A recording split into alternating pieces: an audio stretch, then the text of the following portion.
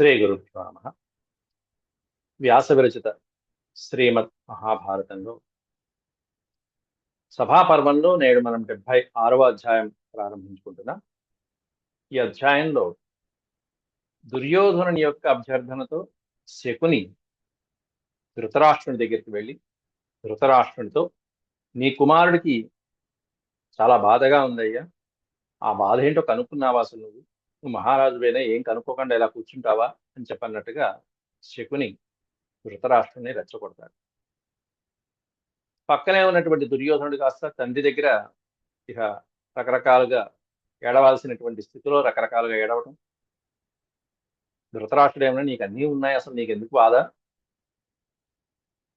నీ మాట కాదనే వాళ్ళు ఎవరు ఉన్నారు, అసలు నీ మాటతో అన్ని సాగుతున్నాయి కదా అంటూ, నీకు అసలు ఎందుకు వచ్చింది ఆ బాధ అనేటువంటి వివరాలు తండ్రి కుమారుడి మీద ఉండేటువంటి అమితమైనటువంటి ప్రేమ, ఆ వాత్సల్యంతో, గుడ్డి ప్రేమ ధృతరాష్ట్రుడు ఏ విధంగా అడుగుతున్నాడు అనేటువంటిది మొదటి శ్లోకాల్లో వర్ణించారు. ఆ తర్వాత దుర్యోధనుడు వాడు చెప్పుకొచ్చేది వాడు చెప్పుకొస్తాడు. పాండవులు ఈ విధంగా ఐశ్వర్యవంతులయ్యారు, నేను ఈ విధంగా ఉన్నాను, వాళ్ళు ఏమన్నా అంత గొప్ప వాళ్ళు అయ్యారనేటువంటి ఏడుపు తర్వాత ఏడుస్తాడు. తర్వాత ముందుగా శకుని చెప్పటం, ధృతరాష్ట్రుడు కారణం అడగడం అనేటువంటి నేటి ప్రవచనంలో భాగంగా చూద్దాం. ముందుగా భగవత్స్మరణ చేసుకుని ప్రవచనం ప్రారంభించుకున్నా. ఓం శుక్లాంబరధరం విష్ణుం శశివర్ణం చతుర్భుజం ప్రసన్నవదనం ధ్యాయేత్ సర్వవిఘ్నోపశాంతయే. వ్యాసం వసిష్ఠనప్తారం శక్తేః పౌత్రమకల్మషం పరాశరాత్మజం వందే సుఖతాతం తపోనిధిం. వ్యాసాయ వ్యాసరూపాయ విష్ణవే నమో వై బ్రహ్మనిధయే వాసిష్ఠాయ నమో నమః. నారాయణం నమస్కృత్య నరం చైవ నరోత్తమం దేవీం సరస్వతీం వ్యాసం తతో జయముదీరయే. 76వ అధ్యాయం సభాపర్వం. దీంట్లో శకునిన దుర్యోధనస్య చింతయా కార్స్యాదికం బోధితేన ధృతరాష్ట్రేణ దుర్యోధనం ప్రతి చింతాకారణ ప్రశ్న. ముందుగా ధృతరాష్ట్రుడు దుర్యోధను యొక్క చింతకి కారణం ఏమిటి అని ప్రశ్నించడం అనేది జరుగుతుంది. ఎప్పుడు శకుని చెప్పిన తర్వాత. ఆ తర్వాత దుర్యోధనుడు చెప్పుకొస్తాడు. ఆ ఏడుపుకి కారణం ఏమిటి అనేది అంతా చెప్పుకుంటూ వస్తాడు. శ్రీ వైశంపాయన ఉవాచ. వైశంపాయనుల వారు ఈ ఆఖ్యానాన్నంతా కూడా జనమేజయ మహారాజుకి సవివరంగా వివరిస్తూ, అనుభూయతు రాజ్ఞస్తం రాజసూయం సుదుర్మతి యుధిష్ఠిరస్య శకుని దుర్యోధ సుసంయుత. అనుభూయతు రాజ్ఞస్తం రాజసూయం సుదుర్మతి. ఆ రాజసూయ యాగం చేసి ఎంతో అత్యద్భుతమైనటువంటి ఐశ్వర్యాలని సుఖాలని యుధిష్ఠిరుడు అనుభవిస్తున్నాడు అనేటువంటిది మనసులో పెట్టుకున్నటువంటి దుర్యోధనుడు శకుని చేత వారించబడ్డాడు. అతని యొక్క మామ అయినటువంటి శకుని చేత వారించబడ్డాడు. కలిగిన దుఃఖాన్నంతా కూడా నేను తీసి పారేస్తానయ్యా, ఆ సంపదంతా నీ వశం చేస్తానుగా, నీకెందుకు, ఎవరికీ ఎక్కడా కూడా ఏ అపకారము కలగకుండా, యుద్ధం అనేది లేకుండా, మన బంధువులందరూ సురక్షితంగా ఉండేట్టుగా కేవలం పాచికలాటతో మాయాద్యోదంతో మొత్తం అంతా ఆ ఐశ్వర్యం అంతా నీ వశం చేస్తానయ్యా అని చెప్పి గత వారం శకుని ఏ విధంగా గత అధ్యాయంలో చెప్పాడు అనేటువంటి మనం నిన్న పాఠంలో చెప్తున్నాం.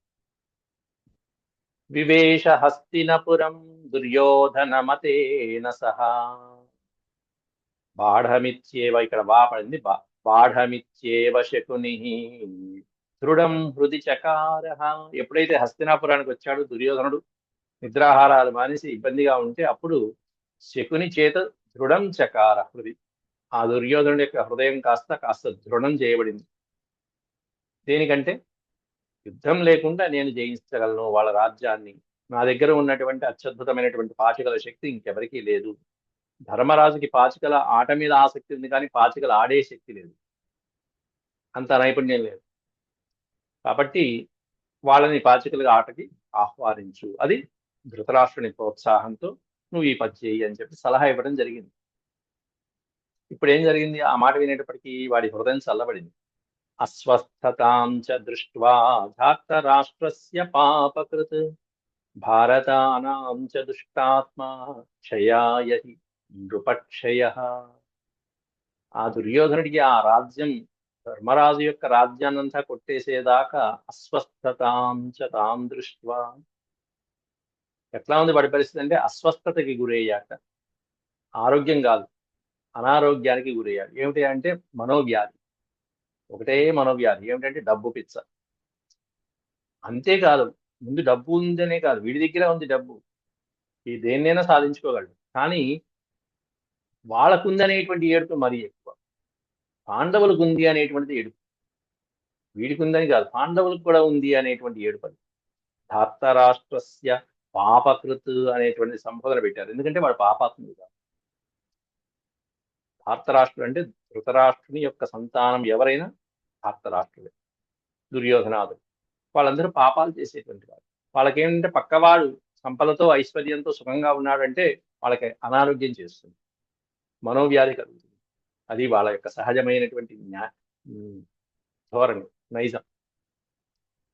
భారతానాం చ దుష్టాత్మా క్షయాయ హి నృపక్షయః.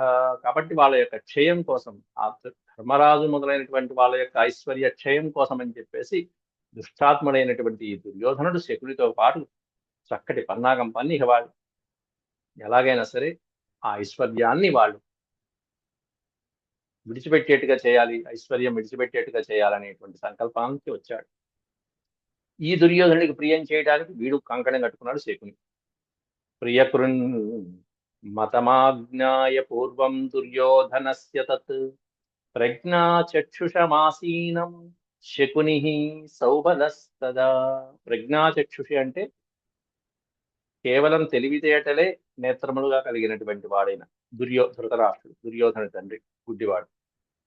అటువంటి గుడ్డివాడైనటువంటి ధృతరాష్ట్రుని దగ్గరికి, సింహాసనం మీద కూర్చున్నటువంటి ధృతరాష్ట్రుని దగ్గరికి శకుని సౌబలస్తదా, శకుని ధృతరాష్ట్రుడి దగ్గరికి అంతఃపురంలోకి వెళ్ళి ఆ ఆసీనుడైనటువంటి ధృతరాష్ట్రుడిని సమీపించి నమస్కారం చేసి దుర్యోధనుడి యొక్క వచనాలు చెప్పడం ప్రారంభిస్తున్నాడు. దుర్యోధన వచశ్రుత్వా ధృతరాష్ట్రం జనాధిపం ఉపగమ్య మహాప్రాజ్ఞం శకునిర్వాక్యమబ్రవీత్. ఆ దుర్యోధనుడి యొక్క వచనాలు, దుర్యోధనుడి యొక్క పరిస్థితి ఎలా ఉందో చెప్పడం కోసం అని చెప్పేసి శకుని దగ్గరికి వచ్చి అంటున్నాడు. ఉపగమ్య అంటే సమీపించి, మహాప్రాజ్ఞం ఉపగమ్య, ప్రజ్ఞాచక్షు అయినటువంటి తెలివితేటలు కలిగినటువంటి ధృతరాష్ట్రుని సమీపించి శకుని ఈ విధంగా అంటున్నాడు. ధృతరాష్ట్రుడు శకునిరువాచ, శకుని అంటున్నాడు, దుర్యోధనో మహారాజ వివర్ణో హరిణ వృషః దీనశ్చింతాపరశ్చైవ తం విద్ధి మనుజాధిప. తం విద్ధి మనుజాధిప, ఓ మనుజాధిప, ఓ మహారాజా. దుర్యోధనుడు ఎలా ఉన్నాడో తెలుసా మీకు అసలు? వివర్ణ హరిణ పురుష, బాగా కృషించి క్షీణించిపోయి ఉన్నాడు, చిక్కిపోయాడు, బాగా చిక్కి శల్యమైపోయాడు. అది వరకు బాగా దున్నపోతులాగా ఉండేవాడు, ఇప్పుడు కృషించిపోయాడు, క్షీణించిపోయాడు. వివర్ణవదన, ముఖం కూడా వివర్ణం అయిపోయింది, రంగు మారిపోయినట్టుగా దిగులుగా ఉన్నాడు, చాలా దిగులుగా ఉన్నాడు. దీన చింతాపరశ్చైవ, ఎంతో దీనంగా, ఎంతో వ్యాకులతో, మనోవ్యాధితో ఆలోచిస్తూ పగలు రాత్రులు నిద్రాహారాలు మానేసి మనోవ్యధతో ఉన్నాడు. అది నువ్వేంటో తం విద్ధి, తెలుసుకో మహారాజా. అలా సింహాసనంలో ఖాళీగా కూర్చునే బదులు నీ కుమారుడికి ఏమైందో ఒకసారి కనుక్కోలేదా? కనుక్కోవాల్సిన బాధ్యత నీకు లేదా? తం విద్ధి మనుజాధిప, వాడికి వచ్చినటువంటి ఇబ్బంది ఏమిటో నువ్వు కనుక్కో మహారాజా, తెలుసుకో అంటూ శకుని ప్రారంభిస్తున్నాడు. నవై పరీక్షసే సమ్యక్ అసహ్యం శత్రు సంభవం జ్యేష్ఠపుత్రస్య హృత్శోకం కిమర్థం నావబుధ్యసే. కిమర్థం నావబుజ్యసే, ఎందుకు తెలుసుకోవట్లేదు నువ్వు? జ్యేష్ఠపుత్రుడైనటువంటి వాడు, పెద్దవాడు, పెద్ద కొడుకు అయినటువంటి వాడి యొక్క హృదయ శోకాన్ని నువ్వెందుకు తెలుసుకోవట్లేదు? వాడి మనసులో ఏమిటో బాధ ఉంది, ఆ హృదయ శోకం ఏమిటి? నవై పరీక్షసే సమ్యక్, ఎందుకు పరీక్షించట్లా? నిశితంగా పరిశీలించి వాడి హృదయంలో ఉన్నటువంటి బాధ ఏమిటో, వాడికి శత్రువు వల్ల సంభవించినటువంటి పరాభవాలు ఏమిటో, ఏం జరిగిందో ఏమిటో, అసలు వాడి మనసులో ఏమిటో బాధ, అదంతా కిమర్థం నావబుజ్యసే, నువ్వెందుకు తెలుసుకోవట్లేదు అంటూ ఏదో ఆలస్యమైపోయినట్టుగా, పెద్ద ప్రమాదం వచ్చేసినట్టుగా, ప్రాణాపాయం కలిగినట్టుగా మొదలుపెట్టాడు శకుని. అంటే గోరంతని కొండంత చేయడంలో శకుని నేర్పారని చెప్పి మొట్టమొదటి యొక్క సంబోధనలోనే తెలిసిపోతుంది. ఏవముక్తః శకునినా ధృతరాష్ట్రో జనేశ్వరః దుర్యోధనం సమాహూయం ఇదం వచనమబ్రవీత్. సమాహూయం దుర్యోధనం, వెంటనే దుర్యోధనుని పిలిచి, ఏంటైనా ఏం జరిగింది? ఇదం వచనమబ్రవీత్, ఈ విధంగా ప్రారంభించాడు పుత్రవాత్సల్యం కలిగినటువంటి గుడ్డి తండ్రి. ధృతరాష్ట్రవువాచ, వచ్చినటువంటి దుర్యోధనుడితో ధృతరాష్ట్రుడు అంటున్నాడు, దుర్యోధన, ఏమిటి కారణం ఏమిటి? దుర్యోధన కుతో మూలం వృషమాప్తోసి పుత్రక శ్రోతవ్యశ్చేన్మయా సోర్ధో బ్రూహి మే కురునందన.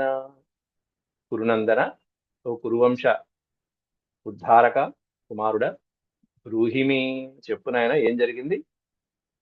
కృతో మూలం భృషం ఆర్తోసి పుత్రక. ఆర్తః, అసలు నువ్వేదో బాగా దిగులుతో ఉన్నావని చెప్పి విన్నాను. అసలేమి నిద్రాహారాలు మానేశామని చెప్పాను, బాగా చిక్కి శల్యమైపోయావని చెప్పి విన్నాను. శ్రోతవ్యం, అట్లా ఆ విషయాలు విన్నాను, కానీ దానికి కారణం ఏమిటో తెలీదు. సో అర్థో బ్రూహిమే నందన, ఏ కారణంతో నువ్వు ఈ విధంగా దిగులుగా ఉన్నావు? అయం త్వాం శకుని, ఇదిగో మీ మామ అయినటువంటి శకుని చెప్తున్నాడు.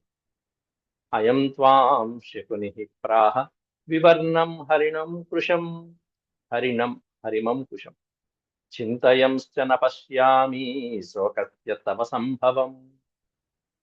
చింతయశ్చ న పశ్యామి, చింతించడానికి నాకేం కారణం కనిపించట్లేదు. నువ్వు శోకించడానికి, నువ్వు ఆలోచించడానికి, బాధపడటానికి తగినటువంటి కారణాలు ఏవి నాకు కనిపించట్లేదు. నువ్వేమన్నా చిక్కిపోయావని, ముఖం వివర్ణమైపోయిందని చెప్పేసి, బాగా దిగులుతో ఉన్నావని, కృషించిపోయావని చెప్పి చెప్తున్నాడు మామయ్య. ఏమిటి కారణం ఏమిటి అయినా? నాకేం కారణం కనిపించట్లేదు, ఏమిటి, ఏం జరిగింది? ఎందుకంటే ఐశ్వర్యం హి మహత్పుత్ర త్వయి సర్వం ప్రతిష్ఠితం, త్వయి సర్వం ప్రతిష్ఠితం. ఐశ్వర్యము, అడ్డు అదుపు లేనటువంటి ఐశ్వర్యం అంతా నీ చేతుల్లోనే ఉంది కదా. అధికారం ఉట్టిన సింహాసనంలో పెద్దవాడిగా ధృతరాష్ట్రుడు కూర్చున్నాడనే గాని తాళం చెవులన్నీ వీడి దగ్గరే ఉన్నాయి, దుర్యోధనుడి దగ్గర. ఐశ్వర్యం హి మహత్పుత్ర, మహత్ ఐశ్వర్యం అంతా ఎంత కాదు, గొప్ప ఐశ్వర్యం అంతా కూడా నీ ఎందే ఉంది కదా. త్వయి సర్వం ప్రతిష్ఠితం, కేవలం ఐశ్వర్యమేనా? భ్రాతర సుహృదశ్చైవ నాచరంతి తవ అప్రియం, తవ అప్రియం న ఆచరతి భ్రాతర.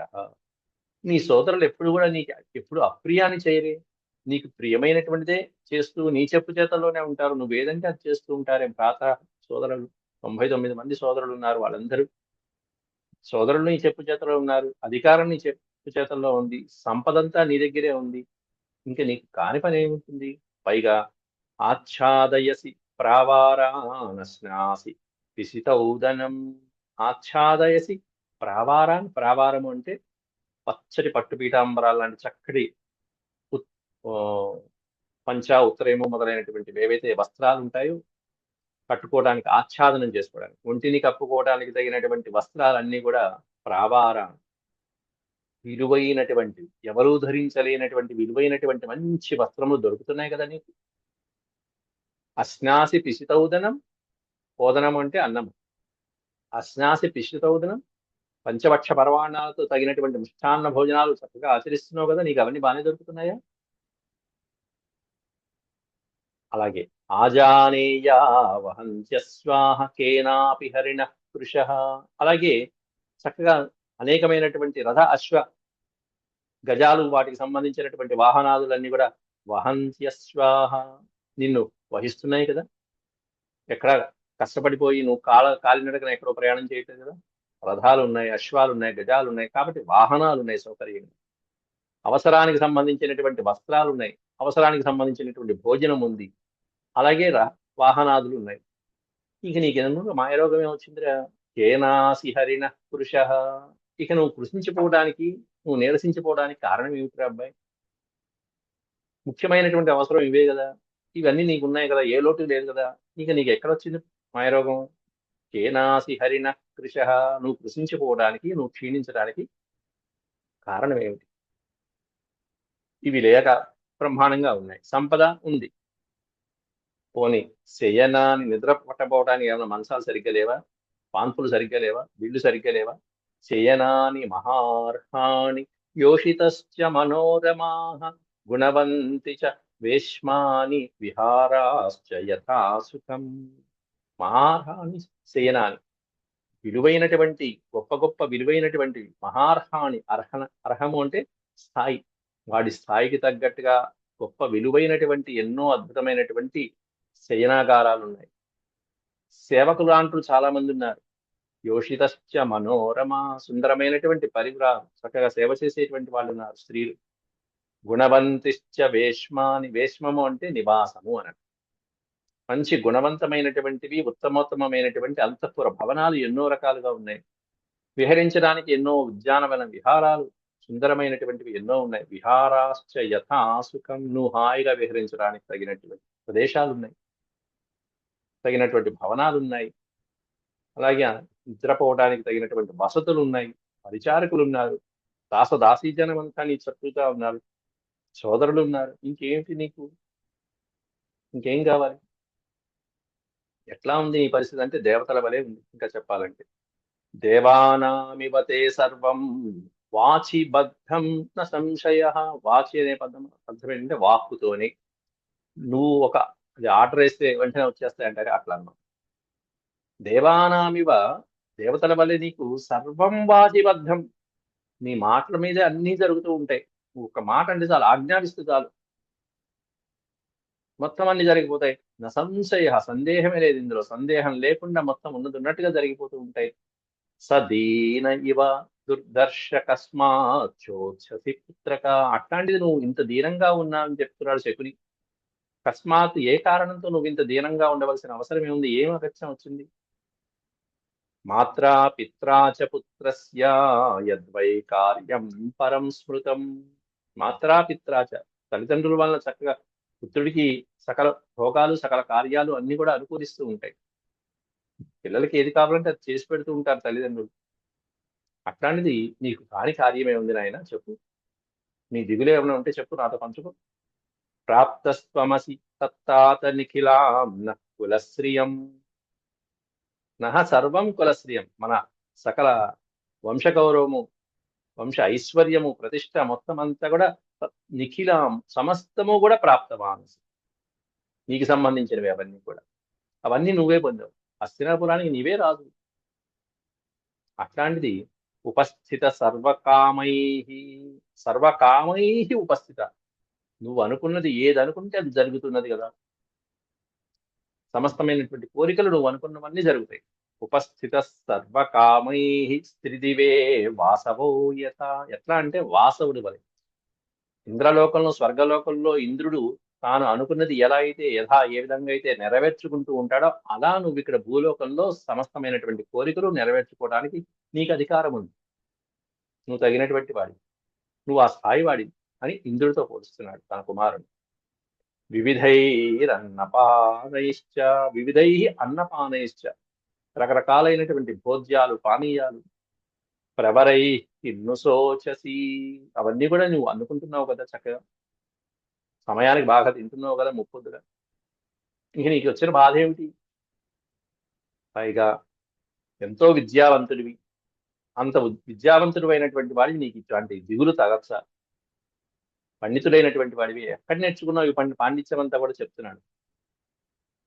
దుర్యోధనుడు ఎక్కడెక్కడ ఏం నేర్చుకున్నాడో చెప్తున్నాడు ఇక్కడ 2 శ్లోకాలు. నిరుక్తం నిగమం ఛందః షడంగాన్యస్త్ర శాస్త్రవాన్ అధీతి కృత విద్యస్త్వం దశ వ్యాకరణై కృపాత్. కృపాచార్యుడి నుంచి మొట్టమొదటి గురువు ఎవరై అంటే వీళ్ళందరికీ కృపాచార్యుడు. శరద్వద్గౌతముని కుమారుడైనటువంటి కృపాచార్యుడి నుంచి మొట్టమొదట ఈ పాండవ కౌరవులందరూ కూడా ఇగో ఈ పైన చెప్పినవన్నీ నేర్చుకున్నారు. నిరుక్తం అంటే వేదానికి అర్థం చెప్పేటువంటిది నిరుక్తం అంటారు. వ్యుత్పత్తి అర్థాలన్నీ వేదానికి సంబంధించినవన్నీ నిరుక్తంలో ఉంటాయి.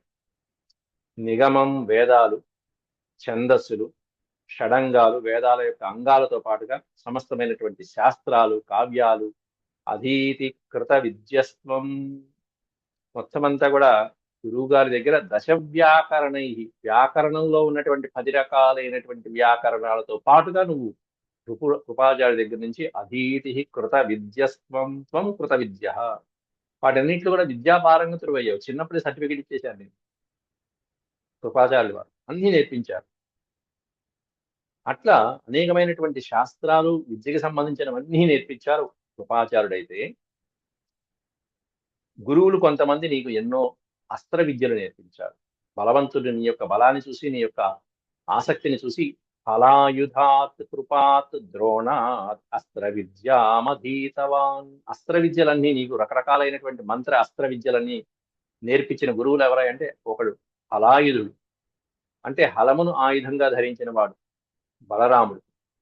మొదటివాడు బలరాముడైతే హలాయుధ, రెండోవాడు కృపాచార్యుడు, మూడోవాడు ద్రోణాచార్యుడు. వీళ్ళ ముగ్గురు కూడా పాండవులకి అస్త్ర విద్యలు నేర్పిన వాళ్ళు. ముఖ్యంగా బలరాముడు భీముడికి దుర్యోధనుడికి ఈ గదాయుద్ధాన్ని నేర్పించినటువంటి గురువు. అందులో బలరాముడికి దుర్యోధనుడు అంటే కాస్త ప్రీతి ఎక్కువ, ఎందుకంటే ఎక్కువగా గౌరవిస్తూ ఉంటాడు. భ్రాత జ్యేష్ఠ స్థితో రాజ్యే కిముసోచసి పుత్రక పైగా ఇన్ని వ్యాకరణాలు తెలిసిన వాడివి, షడంగాలు తెలిసిన వాడివి, అస్త్ర విద్యలన్నీ తెలిసినటువంటి వాడు, పైగా తాత జ్యేష్ఠ పెద్ద అన్నయ్య వీడు. 99 మంది తమ్ముళ్ళు ఉన్నారు నీకు, వాళ్ళందరికంటే నువ్వు పెద్దవాడివి. అట్లా రాజ్యంలో నువ్వు పెద్ద సోదరుడిగా ఉంటూ కూడా కిము శోచసి పుత్రిక, ఇంకా నీకు శోచనం ఎందుకు, ఆలోచన దేనికి, ఇంకా నీకు బాధ దేనికి, దేని గురించి బాధపడుతున్నావు నువ్వు, కిమర్థం శోచసి పుత్రిక అంటూ అడుగుతున్నాడు ధృతరాష్ట్రుడు. కిము శోచసి పుత్రక పృథగ్జనైరలభ్యం యదసనాచ్ఛాదనం బహు ప్రభుః సంజసే పుత్ర సంస్తుత సూతమాగధైః. పృథగ్జనైరలభ్యం, ఎవరికి అలభ్యమైనటువంటివన్నీ కూడా నీకు సులభంగా లభ్యమైపోతున్నాయి. యత్ అశనాచ్ఛాదనం బహు, రకరకాలైనటువంటి వస్త్రాదులు గాని అలంకారాదులు గాని, భుంజసే పుత్ర అలాగే తిను పదార్థాలు మొదలైనటువంటి చక్కగా ఆహార పదార్థాలు పానీయాలు మొదలైనటువంటివన్నీ కూడా అవన్నీ కూడా నీకు అన్ని సులభంగా దొరుకుతున్నాయి. పైగా నీ యొక్క చెప్పు చేతలోనే అందరూ ఉన్నారు, అధికారం ఉంది. సంస్థుత సూతమాగధై, సూతమాగధులు అంటే రాజుగారిని అక్కడక్కడ సమయ సందర్భాన్ని బట్టి ప్రశంసించేటువంటి వాళ్ళు ఎవరైతే ఉంటారో అంతఃపురంలో వాళ్ళ చేత సంస్థుత ప్రశంసించబడుతున్నావు కదా. వాళ్ళందరూ కూడా నిన్ను తగిన సమయంలో చక్కటి సలహాలతోనూ మేలుకొల్పులతోనూ స్తుతులతోనూ నిన్ను ప్రశంసిస్తూనే ఉన్నారు కదా, అందరూ నిన్ను గౌరవిస్తున్నారు కదా. ఇంకా నీకేమిటి రోగం? సస్యతే విదిత ప్రజ్ఞ శోకమూలమిదం కథం, ఇంకా నీకు శోకమూలం, ఈ శోకం కలగటానికి కారణం ఏమిటి? ఇదం శోకమూలం కథం, కథం ఏ విధంగా వచ్చింది, ఇంత శోకం ఎలా వచ్చింది? లోకేస్మిన్ జ్యేష్ఠ భాగన్య మమాచక్ష్వ పృచ్ఛత, లోకే అస్మిన్ జ్యేష్ఠ భాగ, ఈ లోకంలో పెద్దవాడివి నువ్వు, అంతేకాకుండా రాజ్యంలో కూడా జ్యేష్ఠ భాగం అందుకునేటువంటి వాడివి, కాబట్టి నీకు వచ్చినటువంటి ఆపద ఏంటో మమాచక్ష్వ పృచ్ఛత, నేను అడుగుతున్నాను, కాస్త నీ కారణం ఏమిటో చెప్పు నాయన అని చెప్పి ధృతరాష్ట్రుడు అన్నిసార్లు అడిగేటప్పటికీ వైశంపాయన ఉవాచ తస్య తద్వచనం శ్రుత్వా మందః క్రోధవశానుగః, తండ్రి యొక్క వచనాలు విని మందభాగ్యుడైనటువంటి వాడు, మందుడు మూఢుడైనటువంటి వాడు, క్రోధవశానుగా కోపానికి లొంగిపోయినటువంటి వాడు, వశమైపోయినటువంటి వాడు. కోపానికి వశమైపోయినటువంటి వాడు అంటే ఎప్పుడు కోపంగా ఉండేటువంటి వాడు, కోపం ఎప్పుడు ఉండకూడదు. అట్లాంటి కోపానికి వశమైపోయినటువంటి ఈ దుర్మార్గుడు దుర్యోధనుడు పితరం ప్రత్యువాచేదం స్వమతిం సంప్రకాశయన్, తండ్రితో సమాధానం ఇస్తున్నట్ట. ప్రత్యువాచం ఇదం ఎట్లా ఇస్తున్నాడు అనేది ఒక విశేషం వాడారు. స్వమతిం సంప్రకాశయన్, తన బుద్ధికి తగినట్టుగా తన బుద్ధిని ప్రకాశింపచేస్తూ, అంటే తన బుద్ధిని ఆవిష్కరింపచేస్తూ. ఏమిటి వాడి బుద్ధి? వెధవ బుద్ధి, నీచమైనటువంటి కుళ్ళు కుతంత్రాలతో ఉండేవాడి యొక్క బుద్ధిని అంతా ఆవిష్కరింపజేస్తున్నాడు తర్వాత శ్లోకాలు. నాన్న మరే నాకెందుకంటే బాధ, ఇగో పాండవులకి ఇదంతా ఉంది నాన్న, ఇంత ఐశ్వర్యం ఉంది నాన్న అంటూ ఇక వాడి యొక్క ఐశ్వర్యం గురించి వర్ణిస్తున్నారు. వాళ్ళకి ఎంత ఐశ్వర్యం ఉందో వర్ణిస్తున్నారు. ఇదంతా తక్కువే, 80 శ్లోకాలు ఉన్నాయి. ఇంకో అధ్యాయంలో ఇంకో అధ్యాయంలో పాండవులకి వచ్చినటువంటి కానుకలు వర్ణిస్తారు. అసలు రాజసూయంలో వాళ్ళకి ఎటువంటి కానుకలు వచ్చాయి ఒక అధ్యాయం అంతా వర్ణిస్తాడు. అంతా చెప్పి నన్ను చూసి ద్రౌపది నవ్వింది నాన్న అంటాడు. ఎలా సన్నాసి అనకూడదు కానీ కానీ వచ్చేస్తుంది. ఆ దుర్యోధనుడి యొక్క ఆ చేష్టలు చూసి తండ్రి దగ్గర ఇంత అన్యాయమైనటువంటి విధంగా గుడ్డివాడైనప్పటికీ తెలుసుకోలేడా? ధృతరాష్ట్రుడికి అన్నీ తెలుసండి. ఎందుకంటే ఇట్లాంటి దుర్యోధను లాంటి వాళ్ళని ఎంతో మందిని పసిగట్టగలిగినటువంటి జ్ఞానం ధృతరాష్ట్రుడికి ఉంది. కానీ పుత్రవాత్సల్యం అనేటువంటి ఒకే ఒక్క బ్రేక్, ఒక అడ్డంకి ధృతరాష్ట్రుడిని ముందుకి, ఆ ఉన్నటువంటి ప్రజ్ఞ అంతా కూడా గుడ్డిదైపోయింది. ఆ ఉన్న ప్రజ్ఞ అంతా పుత్రుడి దగ్గర ప్రదర్శించలేకపోయాడు, మిగతా వాళ్ళ మీద ప్రదర్శించాడు. అట్లా పుత్రవాత్సల్యంతో పుత్రుణ్ణి నాశనం చేసుకున్న కన్న తండ్రిగా ఓ పక్కన ధృతరాష్ట్రుడు, ఓ పక్కన దుర్యోధనుడు మహాభారతంలో ప్రధానమైనటువంటి పాత్రధారులుగా మనకి కనిపిస్తూ ఉంటారు. ఇక దుర్యోధనుడు ఏమన్నాడు, పాండవుల యొక్క ఐశ్వర్యం గురించి ఏం చెప్పాడు ధృతరాష్ట్రుడికి అనేటువంటిది రేపటి పాఠంలో మనం మళ్ళీ తెలుసుకుందాం. అంతవరకు సెలవు. ఓం శాంతి శాంతి శాంతి. యదక్షరపదభ్రష్టం మాత్రాహీనం చ యద్భవేత్ తత్సర్వం క్షమ్యతాం దేవ నారాయణ నమోస్తే. సర్వం శ్రీకృష్ణార్పణమస్తు. హరి ఓం.